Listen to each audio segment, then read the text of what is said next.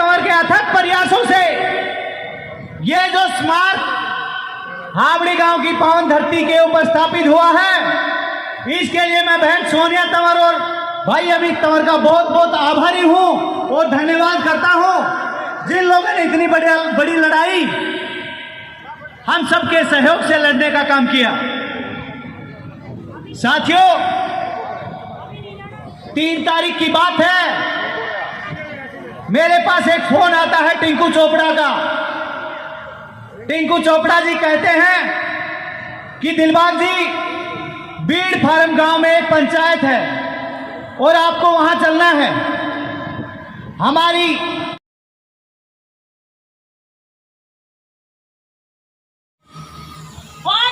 मेरे ससुर कल से मेरे को ये कह रहे हैं आगे 1 लाख मेरी तरफ से ले जा।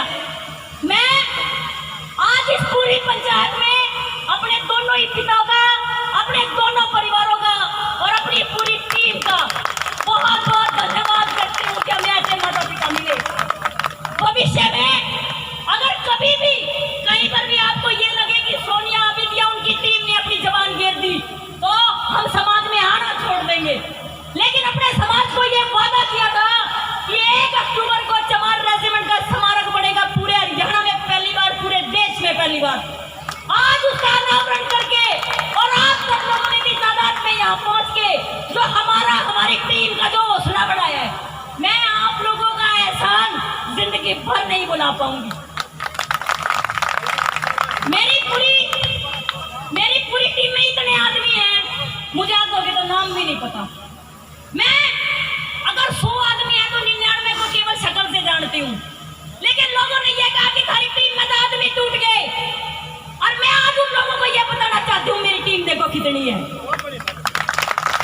मेरी टीम में कमी नहीं, हमारी नीयत में कमी नहीं। सिर्फ हम वो चोरी नहीं करना चाहते थे जो लोग करते हैं, हम ये देना चाहते थे अपने समाज को, इसलिए हम यहाँ आए। और मैं ये जो जमीन जिस मालिक की ये जमीन है, मैं उसका धन्यवाद करती हूँ कि उसने हमें ये जमीन किस्तों पे दे दी और उसने ये कहा कि मैडम आप 1 साल में पीछे दे दियो। उसके लिए भी ताली बजाओ कि उसने इस मजबूरी में हमारी मदद करी। ये कोई सामान्य बात नहीं कि लाखों की जमीन कोई नुए 2-4 लाख में दे देगा, कोई आसान बात नहीं, कोई नहीं अपने घर से देना चाहता, क्योंकि सबको ये पता है कि एक बार कब्जा हो गया तो हो गया। लेकिन आज अपने समाज का बहुत बहुत धन्यवाद करती हूँ। इस पूरी मुहिम में गांव के बहुत सारे लोग, पवन की वाइफ जिसने बार चाय बना के भेजी, नरेश की वाइफ, चरणजीत नरवाल की माँ, और भी पिंटू की वाइफ, पिंटू भाई, और जितना के मैंने नाम मेरा भाई उनके नहीं तो सबके मेरे हाथ में सबके नाम, सबका धन्यवाद, एक आदमी का धन्यवाद। और ये जो पूरा स्टैचू जो आपके सामने लगा है, अगर इसकी पावर को अगर आप लोग जानना चाहते हैं तो इसकी पावर यही है कि 80 साल के बाद एक संगठन ने इसके बारे में आवाज लगाई और हजारों लोग इकट्ठे हो गए, केवल आवाज लगा देने मात्र से। तो आप सोचिए कि अगर ये चमार रेजिमेंट बहाल हो जाती है तो हमारे देश को क्या मिलेगा, हमारे बच्चों को क्या मिलेगा। आज यहाँ पर शासन प्रशासन के कई लोग आए हुए हैं। हमने इस प्रोग्राम में किसी एक राजनीतिक पार्टी के व्यक्ति को निमंत्रण नहीं दिया, आज मैं ये मत से आपको बता रही हूँ। लेकिन यहाँ पर बहुत सारे राजनीतिक पार्टियों के लोग आए हुए हैं, लेकिन वो आए केवल समाज के लिए कि भाई हम समाज के कार्यक्रम में जा रहे हैं। इस पूरे कार्यक्रम में बहुत सारी राजनीतिक पार्टियों ने हमें लालच दिए, ये कहा कि माननीय मुख्यमंत्री बढ़ाओ, सारा खर्चा मैं उठा लूंगा। लेकिन हमें इतना विश्वास था कि हम सब कर लेंगे, हम सब कर लेंगे, और हम लोगों ने कर लिया।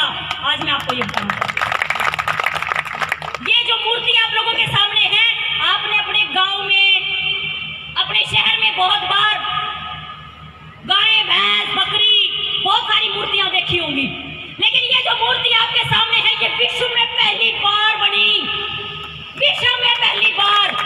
और इसको बनाया हमारे बहुत ही आदरणीय दीपक दनोता भाई ने। कहा गया दीपक,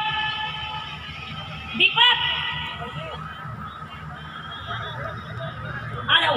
विश्व में पहली बार दीपक ने इस मूर्ति का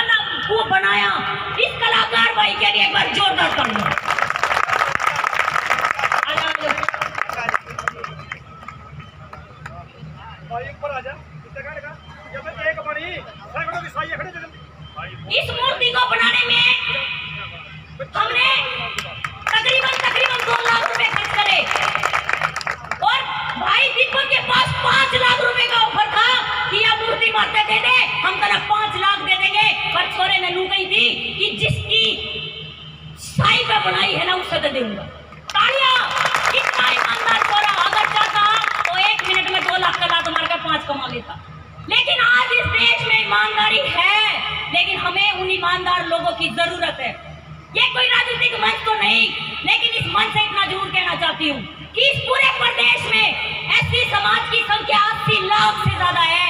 80 लाख से ज्यादा इतने हैं, अब एक तरफा सरकार बना लेगा। लेकिन मैं मेरे समाज को आज इस मंच के माध्यम से इतना ही कहना चाहती हूँ कि अगर 80 लाख में से 10 लाख लोग भी इकट्ठे कर लिए तो अगला मुख्यमंत्री मारा होगा। लेकिन इकट्ठे सिर्फ वे करने हैं जो हाथ पकड़ के चल रहे, पांव पकड़ने की जरूरत नहीं है। और भाई समाज को वो है जो दोनों पक्षों ने सुने। जो लोग एक पक्ष की बात सुनकर विरोध में उतर जावे, इसका मतलब षड्यंत्र में शामिल थे। और जो समाज दोनों पक्षों की बात सुने और फिर फैसला ले तो उसको कहते हैं सामाजिक आदमी। लेकिन कुछ लोगों ने विरोध करा। आज कहना चाहती हूँ, सारा विरोध सब फैल है, हम पास हैं और मेरा समाज साथ है। बहुत बहुत धन्यवाद।